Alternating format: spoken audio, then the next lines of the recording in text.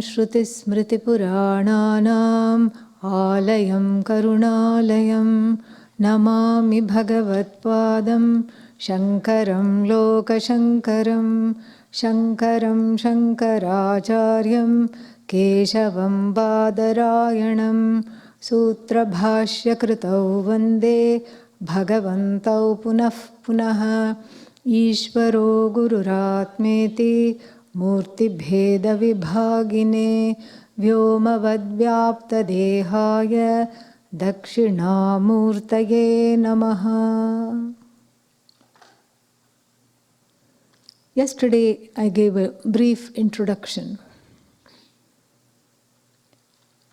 to the question of why we have to study Vedanta. We are still in the middle of that introduction. And also a brief look into what this text that we are going to study is going to give us. Because there is no point in studying Vedanta if it does not have immediate and total relevance to my life in the everyday. I mean, it's nice to read the books of the Upanishad and say, you are the whole, you are great, you are wonderful, you are fantastic. But then, there appears to be a gap that is felt, that smarts in the everyday. And that is what is the subject matter of this thing called Adhyāsa. And I told you what Adhyāsa is. Adhyāsa. Asaha, throwing. Adhi, on something. And we saw the example of a screen. Yeah. We saw the example of a screen. Let's say upon the screen, a movie is projected. And this used to happen when I was growing up in India all the time, especially in the villages. What would happen in the villages is that they would put one kind of a screen which was, worn out, little tattered perhaps. And then the movie would come to town. It would be rigged up. The movie would come to town. And then the adults would sit on the right side of the screen and the children were made to sit on the other side because it doesn't matter if things were backward, We wouldn't know anyway. So then, and then the movie would be reel after reel. And then suddenly you're watching the villain snatch the handbag of the heroine and run off. And then we all know what's going to happen, right? What's going to happen? The hero is there, yeah. Up till then he thought he was zero, but suddenly, in the eyes of the heroine, but then suddenly he got this opportunity and then he made a sprint. And then suddenly it became blank because that reel got over. Just when the people were left reeling, what's going to happen? The reel got over. And that's when we were children, we would go, and we had not even paid attention to the screen. So lost one is in the movie and in the handbag that was stolen and the heroine and everything. And the hero. Yet you don't see the screen at all. So in between the reel, there was, we were all fascinated and we would go touch the screen. What happened right here? He was there. And right there the handbag fell. And right there she was going, she fell. And then he picked her up and then ran after this villain. Kya hua? What happened, And then we were told, sit down, sit down, sit down, because they don't want heads and shadows there. Especially at such a suspenseful moment. And that in between the reels, in the olden days there was no streaming, live streaming was not there.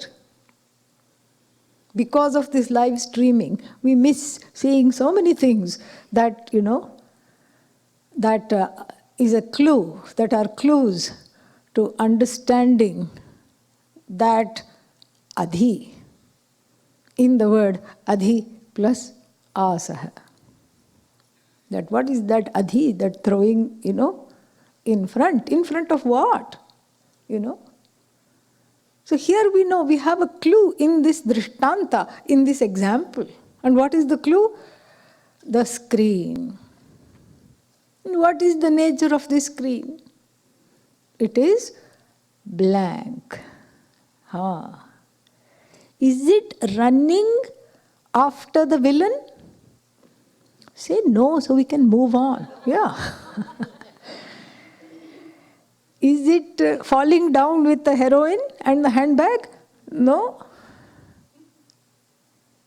It is not doing anything, correct?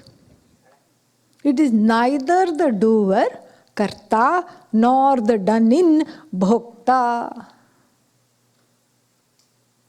This is what the screen is. It is not susceptible to being either the agent of action, neither is it victimized by any action. This is one very easy to see. Because if along with the villain and the hero, the screen also started to run, then we have a problem. Correct? Then we have a problem. There is no entertainment, no movie, nothing. Some things are meant to stay put, even in the example. The screen is one of them. And then we have another example. The cog in the wheel. Cog means it's a screw. And the screw has to be sitting tight. That's its job. It sits tight so that the wheel can move. But supposing if it had a human mind and job dissatisfaction, and it would say, the wheel gets all the credit. And I'm just sitting here tightly, no fun. I think I should have, and then the screw discovers that if it goes anti-clockwise, it can move. And then if it also started to move, the whole thing falls apart. And so too in Vedanta Shastra, the main premise of everything that we study is that which is exemplified by the cog, by the screen. That is you. But how can you say I don't move? I have trouble sitting even for 15 minutes. What has trouble sitting for 15 minutes? The body, exactly. The mind, the senses. In fact, anything that you can point to and objectify, that we are not talking about. Those are just part of the script of this movie. But just like this screen, the Atma means I, the self. The Atma just is. That's all it is. It just is. And it is described in the Shastra with another word that starts with adhi. Any ideas? Adhisthana. Adhi plus tha. To stay put. That's what it is. Adhisthana. And this adhisthana, meaning that which does not move, simple. Adhisthana is that which never, ever moves, never, ever does something. It simply is. And it gives a clue about the I. that is, described in the Upanishads as the truth of the body, mind, senses, all moving things. Anything that, all changing things. This is a very important to see that this adhisthana, this I, is a very funny I. Because it is, first of all, self-aware. Self-aware means what? It knows it exists. Therefore, if I ask the question, are you here? Yes. See, the answer comes very quickly. Yeah. Are you here? Yes. Yes means what? You didn't have to ask the significant other for a change. Because everything else has to go through the significant other. Should I do this? Should I do that? Should I go here? Should I go there? Should we have this person over to our house? Should we spend money on this? All these decisions, you have to ask the significant other. But with respect to answering the question, are you here? You don't have to consult any other, because in that moment you are the most significant thing there is. That's all. I am here. So this I am is the bread and butter of all the Grantha Koti, in Vedanta. There is, Koti means crores, which is a, Indian numerical whatever. How much does it translate to? 10 million? Yeah, 10 million is 1 crore. So, among the millions and millions and millions, billions even, of Vedanta works describing the nature of the Atma, all of them, what are they based on? They are based on this one sentence, I am. Really. And this I am, if you want to say it in fancy Sanskrit language, you say Svatasiddha. Can you say that? Svatasiddha. It is self-evidence, evident.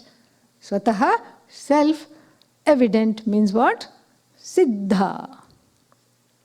The I is already established. It does not need to be established at all in any way.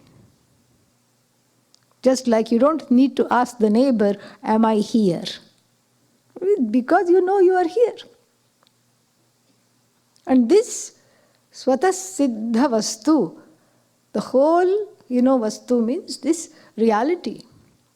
This reality that is self-evident becomes the basis of all Vedanta Shastra. So the Vedanta Shastra cannot be there if the I were not self-evident. Then we would have nothing to say about it.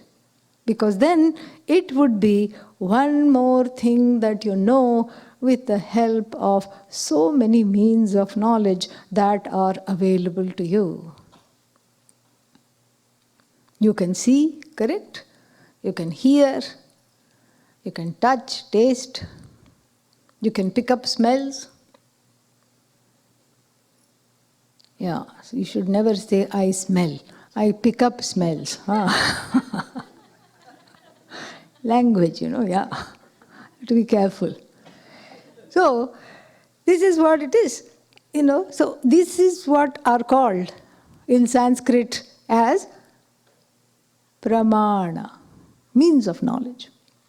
These are the means of knowledge, various means of knowledge that are immediately available to you, and therefore they are called what? Pratyaksha. Pratyaksha pramanani. So this is what it is. These are the pratyaksha, meaning they are immediately available to me. So, this, if the I were not Svatasiddha, and you know the meaning of Svatasiddha, self-established, self-evident, self-luminous, however you want to put it, then it would be by default, like every single thing in the universe, Pramana Siddha. Pramana Siddha means established by operating a means of knowledge. There are only two ways in which things are known in this universe. What are the ways in which things are known in the universe?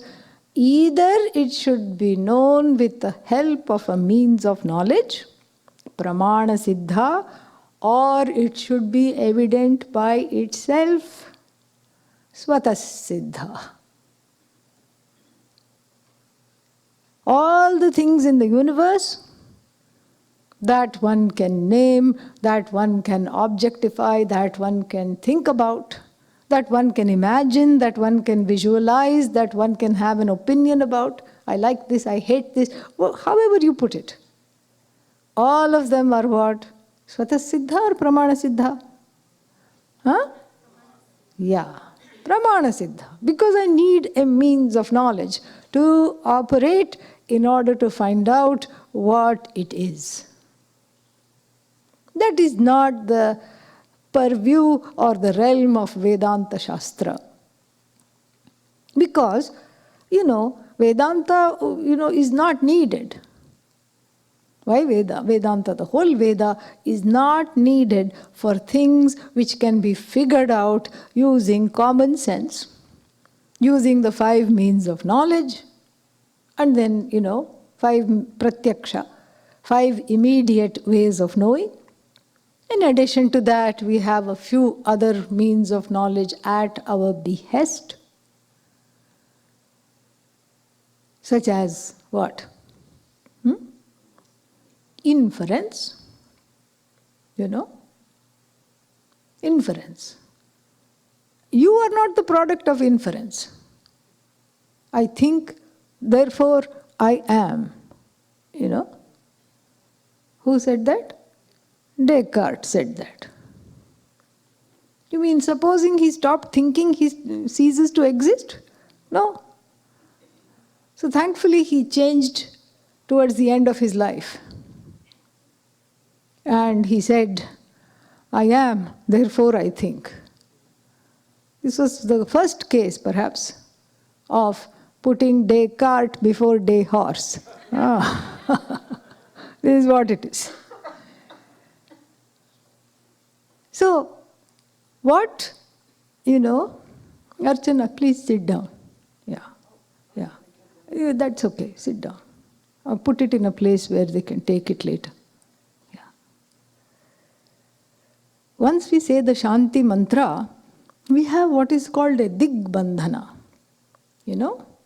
Digbandhana means there is a kind of an invisible thread that is energetically circulating in order to make this a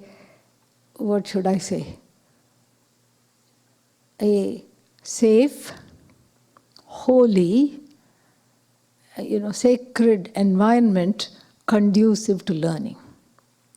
So that's why we begin with the Shanti mantra to remove all the things that need to be done out of the head.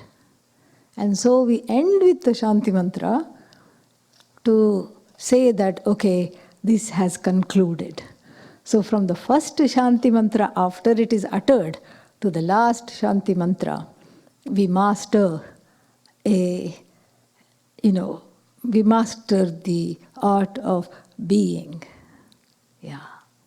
So that is why we start with the Shanti mantra. So now back to this. In addition to so many of the things that, in addition to these 5 immediate ways of knowing, using our sense organs. We have a few other means of knowledge at our behest. One is inference. You are not the subject matter of inference because you already are. But many other things are subject matters of inference. And in Sanskrit, we have a very sophisticated analysis of inference. We have one-step inference, more than one-step inference. One-step inference, you wake up in the morning, you see the roads are wet, and then what? And then you conclude somebody must have taken a big hose pipe and wetted all the roads. No, it must have rained. I was not awake to that. It must have rained. You rein in other imaginative explanations because this is obvious. Then we have, more than one step inference. Like the subject matter of so many things, like medical research, and the subject matter of, even in parenting, one uses more than one step inference. Where were you? The teenager has just come home. Beyond the curfew time, okay, yeah. Where were you? The teenager mumbles something. I was at so-and-so's house, some friend's house. You were not there because I have already called. More than one step inference. Very easy to understand. And like this, this is, the first one is called Anumana. The second one is called what? Arthapatti. Anyatha upapattau arthapatti. Otherwise it is not possible.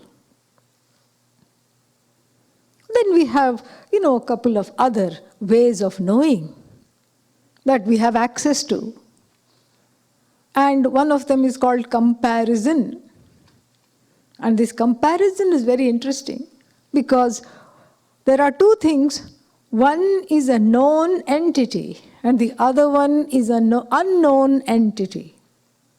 And the known entity is used to, shed the light on an unknown entity. Like there is a very interesting animal called Nilgai. Yeah, it's not a cow. And it's not a buffalo. And it's not a horse. It's kind of a combination of all three.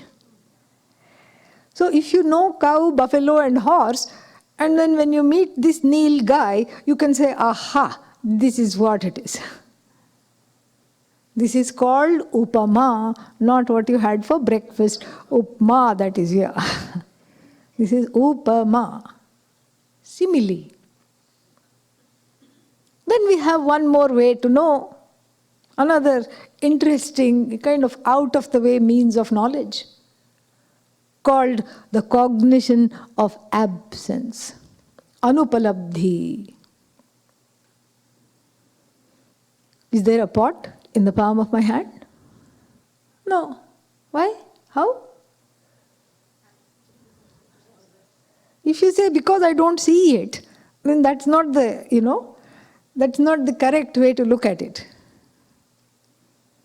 Because this is not, of course, everything is dependent on the first five sense or knowledge generated by the sense organs. But here, the pot, the absence of the pot is cognized by what? By the presence of the pot in the head, which was the thought of the pot which was generated as soon as I said, is there a pot? You know pot, correct? In fact, the pot is, pot spuranam, the pot cognition has taken place. You very well know what a pot is. And if you're not coming here for the first time, you know the various pots that are in the Swami's repertoire. Big one, small one, medium-sized one, because they have all come out at some point or the other during your visits. And you think of all of them, and none of them, you are able to see. And you see the hand that is empty of all those pot thoughts that is not there. So these are the means of knowledge that one has at one's behest. And coming to Vedanta Shastra means that along with our footwear that you leave outside of this room, you leave the 5 means of knowledge. Pratyaksha, the immediate sense organs, which are themselves 5. Anumana, 1-step inference. Arthapatti, more than 1-step inference. And then what? Upamana, upama, simile, comparison. And then finally what? Anupalabdhi, cognition of absence. It's easy to leave the slippers outside because the rules are there and one is used to doing that. Little more training the mind requires to leave the means of knowledge behind. But why do I have to leave them behind? Because when we talk about Veda or Vedanta, we are entering a realm where it does not apply. It's like a currency of some vague country, or better still, a currency that has been demonetized. We had this in India a couple of years ago. Suddenly, just before Deepavali, many people who missed that little, announcement woke up to the news that the 500 rupee note, is and the dearly beloved 1,000 rupee note are as good as dead. And there was given a 2-week period to exchange it. But a lot of people who had kept a nice bundle of these notes were living in America.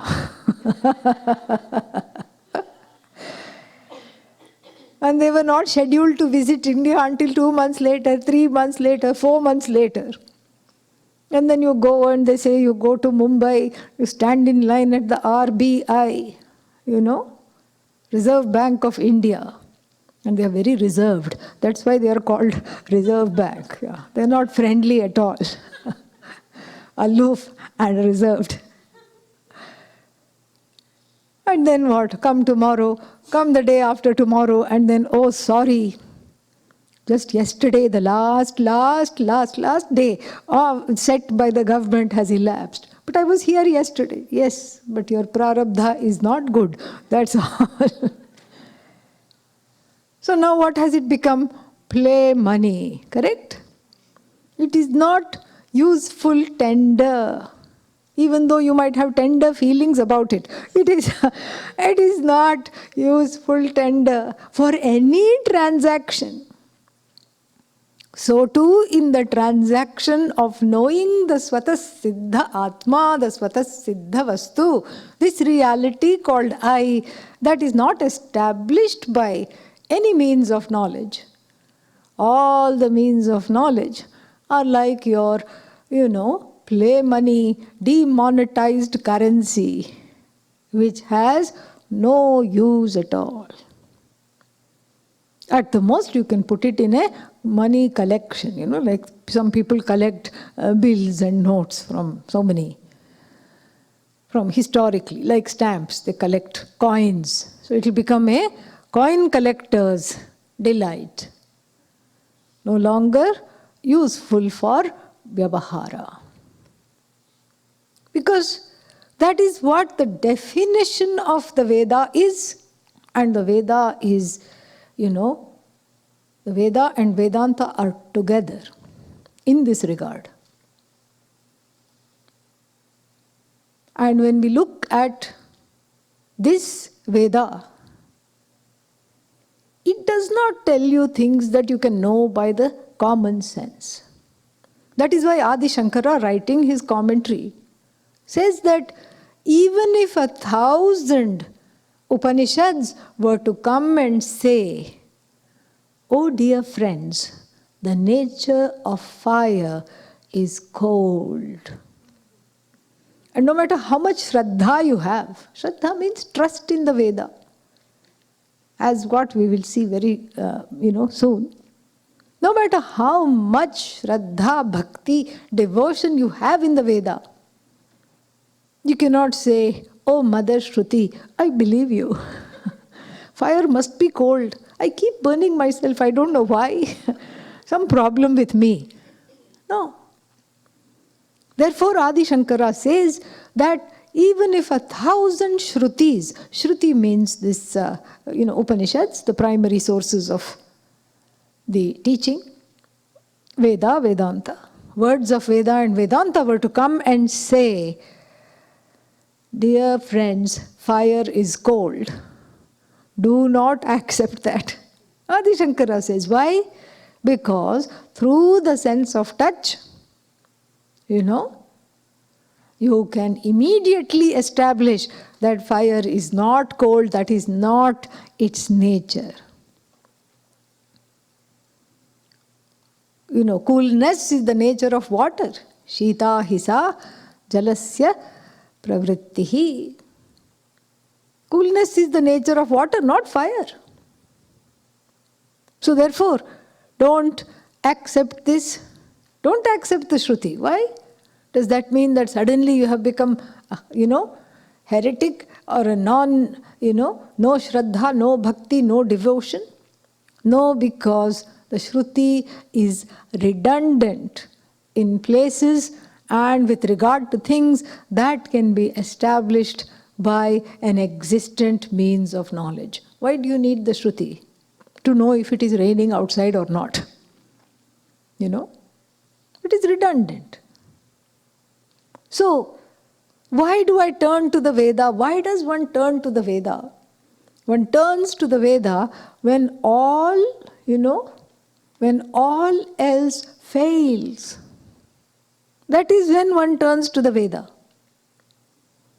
All else means all other efforts of wanting something or wanting to do something or wanting to find out something are rendered futile. Then only one turns to some, measures. Like even having a child. If somebody wants to have a child, nobody immediately goes to an IVF clinic, correct? So when all other means fail, then you say, okay, let me try these different ways. IVF, surrogacy, so many things are there. So now let's say that also fails. IVF fails, surrogacy fails. Then the Veda says, okay, now you can try me out. Putra kameshti yajna. This is what is that? Prescription. This is the prescription. What should I do? Do a homa which is called Putra Kama Ishti. Ishti means yajna.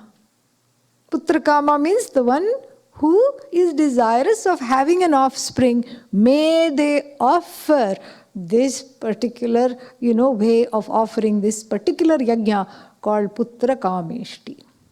Rama was born of Putra Kameshti yajna. Lord Rama. And so we have examples. And Pujya Swamiji used to tell that he recommended this for a couple in Chennai who had been married for 27 years, had tried everything. And then they did this yajna and had 3 or 4 children after that. How? That is, that is what is the fun part. There is only know-how, not how. That know-how is called Kalpa Shastra. There is no how. How did this happen? Doesn't matter. Because the Veda deals with known ends. And what is the known end here? I want to have a child. The means are a mystery, unknown means. How if I sit here, spend a lot of money, because mind you, Putra Kameshti Yajna is the most expensive yajna, one of the most expensive yajnas. Because the Veda wants to ensure that you are ready to have a child and financially support it. Yeah, because you may have 3 or 4, like this couple in Chennai. So, it's a very, very costly yajna. And then this costly yajna, you do. What is the connection between sitting and offering ghee, left side, right side, in the center? And then you chant the mantras, feed the priests, put lot of ghee in the food when you feed them, give dakshina. You can't not give dakshina. This is very important. Other things you can substitute. And we are used to substituting, Vastrartham akshatan samarpayami. Akshata means yellow rice coated with some turmeric, vermilion, etc. Then what else? Abharanartham akshatan samarpayami. In puja we say, we don't bring all this. Vastra means clothes. Oh Lord, in place of clothes, please accept what? A few grains of this yellow rice. Because after all, everything is one. So, the rice is as good as clothes. I have to offer you, according to the 16-step puja, oh Lord, I have to offer you what? I have to offer you some ornaments. Where will I go for ornaments? In fact, this prayer is so that I will have a few ornaments myself. So, Abharanartham akshatan samarpayami. Then I have to give you a sacred thread. It's part of the puja. Upavitartham akshatan samarpayami. Dakshinartham akshatan samarpayami. Don't do that. Dakshina means the priests have to be propitiated. Everybody has to be fed. Everybody has to go happy after the yajna, and they have to talk just like they talk about your potlucks. They have to talk about, what a yajna. The modern potlucks are nothing. The ancient yajnas were the parties, Yeah. All parties were spiritual. Annamayam yajnam. That is how your yajna should be talked about in every blog. Yeah, Annamayam means there were so many items to eat and so much to eat. We were all very, very satisfied. The person must say, Triptaham, Triptoham. Then only the yajna is successful. But wait, what is the connection between this kind of an elaborate yajna, along with all the dakshina and the food and the gifts given to the attendees, and me having a child? This is what is the Veda. That connection, is based on Shraddha. Shraddha means trust. And this trust a lot of people, have, because being born in the tradition, one has this trust. One inherits it. It's through osmosis. You watch the parents and then you watch the grandparents. Vriddha vyavahara. Vriddha vyavahara, you see the elders behave in certain ways, and then you get to this place of, of relating to the Veda just like they did. You can question, but what's the use? How are you going to make this connection? No, I'll do research. One person in Germany did research. He chose another expensive ritual called Kariri. Yeah. Rain ritual, yes. And he did it in the desert. In the desert of Africa, somewhere he did. It rained, not too much, but even on it's a 8 or 9 day ritual. It rained. Then he did it in some normal places when it's not supposed to rain. It rained. Then he went to Cherrapunji. What is Cherrapunji? Where it rains all the time. Only one day of the year it doesn't rain. And he showed up along with his Ritviks, his Pandit. And he made it rain on their only shopping day. And I imagine they must have chased the whole bunch of people out. Get out of our town. Kill joys. Spoil sports. But it rained. He wrote a book about it.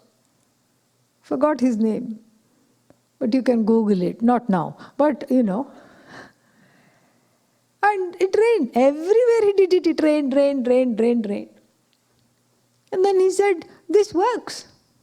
By God, this works. Don't ask me how, but it works. And so that leaves us with only one explanation. There is an explanation. And what is that explanation? The explanation is that the Veda must be an independent realm of knowledge. It must be its own means of knowledge. That's the only... What other conclusion can you derive from this? No other conclusion. The Veda must be a means of knowledge. And the Veda is based on oral repetition. No pens and paper allowed. Just like we have a board here, no shoes, no cell phones. And then in the ancient times, no pen, paper. Paper, of course, was not there. No, what is that? Palm leaves allowed. Please leave the palm leaves outside. And come here and do what? You repeat. And things were in meters. Veda is still in metric form. Because when something is poetic, it is easy to remember. And even the Yajurveda, which is prosaic, has certain notations called swaras, making it easy to remember. It is kind of sing-song. And so some tones go up, some tones go down, some tones are repeated. And so this way, it is easy to remember. And how do you know the chapter has ended? You say, you say the same thing twice. Then you know that's the end of a chapter. No pens, no paper, nothing. It's all here. That's why, even though we were colonized for thousands of years, starting with Alexander not so great and ending with not so great Britain, we still, we were spared of the decimation of the culture, the tradition, this holy tradition of teaching and this, most precious knowledge of the self by going into oblivion, because it was all carried here. To destroy the dharma, you had to destroy the dharmin. Dharmi means carrier of the dharma. And if the tradition is carried in the head, in every head, then it's virtually impossible to destroy. That is why we are the recipients of this. We stand tall and proud, and we can actually, lend a hand of outreach and support to those indigenous traditions that are trying to make a comeback, that are trying to gather the residues ravaged by colonization, proselytization. Very important to understand this. So, this is what was based on word. That's why this pramana has a name, Shabda Pramana. Shabda. Shabda means word, sound. It's all based on words. Shabda Pramana. And this is its own means of knowledge in the form of words that you can question, but what's the use? There are no answers. Just like you have confidence in when you operate other means of knowledge, you have a certain confidence, correct? Let's say you are at a street corner waiting to cross, and two cars suddenly also want to occupy the same place at the same time. So they end up kissing each other a little bit. And then they come out and they start to fight with one another. The police is on the scene. And then you volunteer, yes, I was right here waiting to cross the road. It's not the green car's fault. It's the blue car. Why? Because I saw it with my own eyes. It's the blue car, that was the offender, that was the aggressor, that was not in its lane, did not have the right of way. And then right there it is settled because I witness. Huh? You're able to say this? I saw it with my own eyes. Are you sure? The police will ask, the cop will ask, are you sure? And you don't have any color blindness, correct? Yes? I can see clearly. Do you wear glasses? No, I have 20/20 vision. I'm neither far-sighted nor near-sighted. And I saw that it is the blue car that was in the wrong. Finished, the matter is gone. And even if it goes to court, that's all is needed to clinch the case. An eyewitness account. Until the end, you are behind your eyes, correct? I saw it with my own eyes. You tell your children the same thing. Don't try to squirm your way out of this because I saw it with my own eyes. I saw you getting into some gadbad, mischief. Same thing, I heard it with my own ears. And so these means of knowledge that I back up. Why? Because they are dear to me, they are close to me.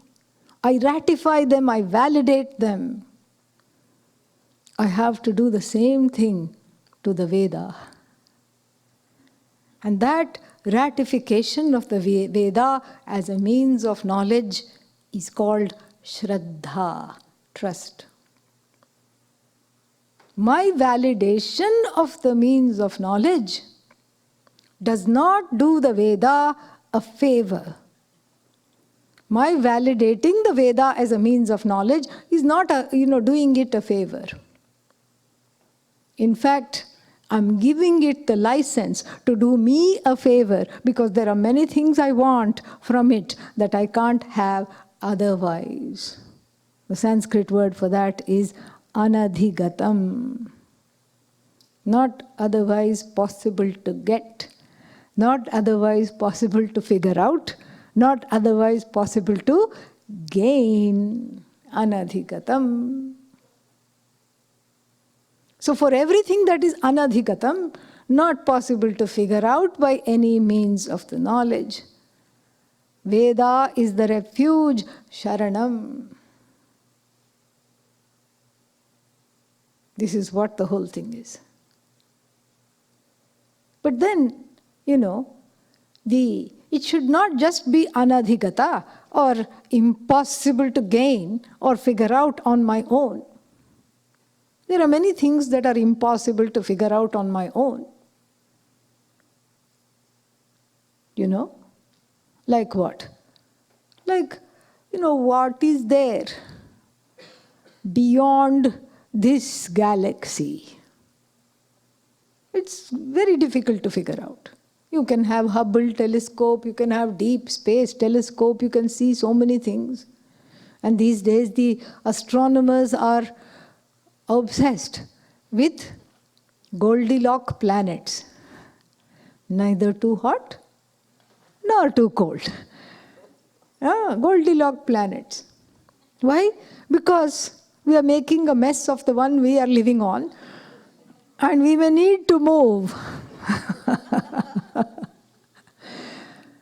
We may have to move, and we have already explored the moon, not a very nice place, and Mars is under, work under progress, again not a very nice place.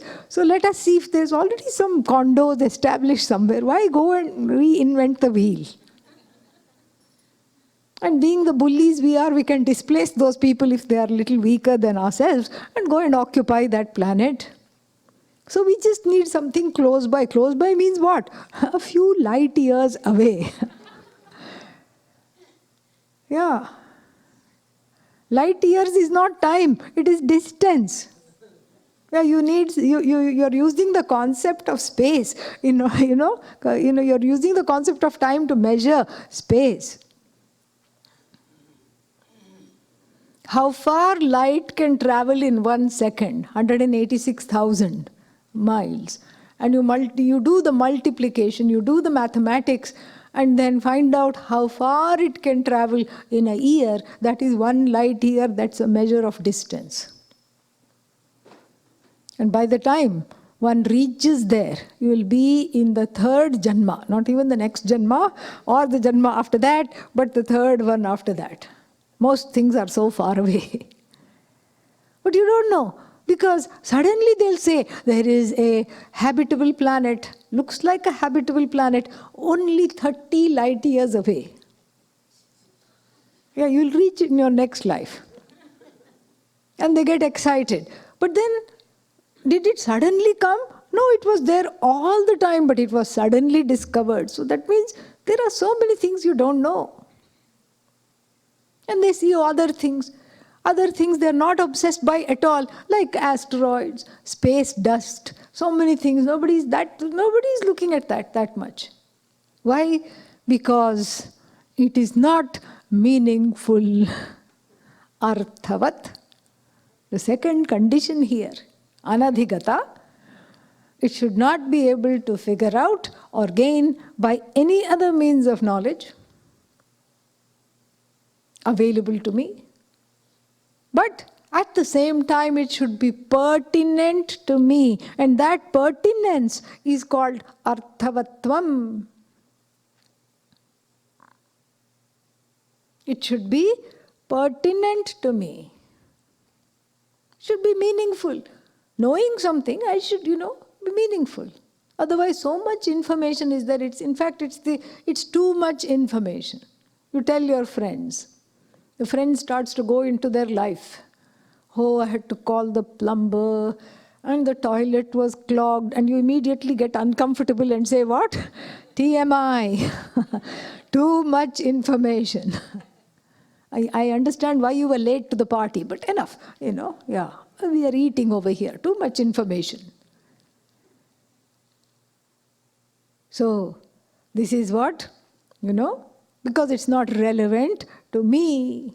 So pertinence, relevance is called arthavatvam.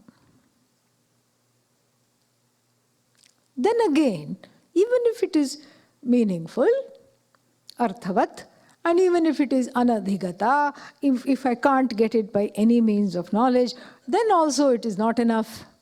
There should be a third condition here that clinches the word means of knowledge. And what is that? Phalabodhakam. Or you can say phalavat and arthabodhakam. Both ways it is okay. So it should give me something that I want. It should join me with something that I want either immediately or later.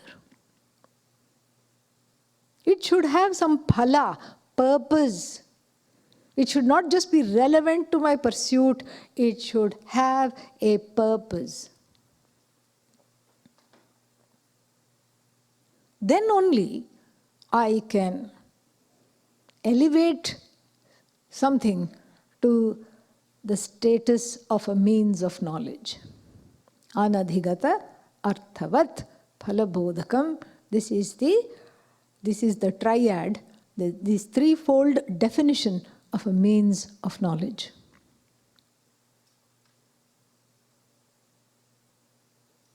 And therefore, the Veda is pertinent, it is anadhigata because whether it is rains or the reign of offspring in my life, in one's life, one has to turn to the Veda sometimes because all other options are exhausted.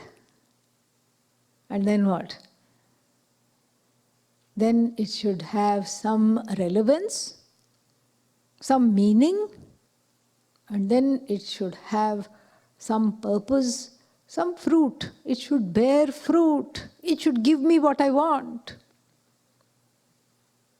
Then only the Veda is seen as a means of knowledge. And the Veda fulfills all these criteria just as much as your 5 pramanas at your behest. More we shall see in an hour. Om Purnamadav Purnamidam Purnat Purnamudachyate Purnasya Purnamadaya Purnamevavashishyate. Om Shanti Shanti Shanti. Harihi Om Shri Gurubhyo Namaha. Harihi Om.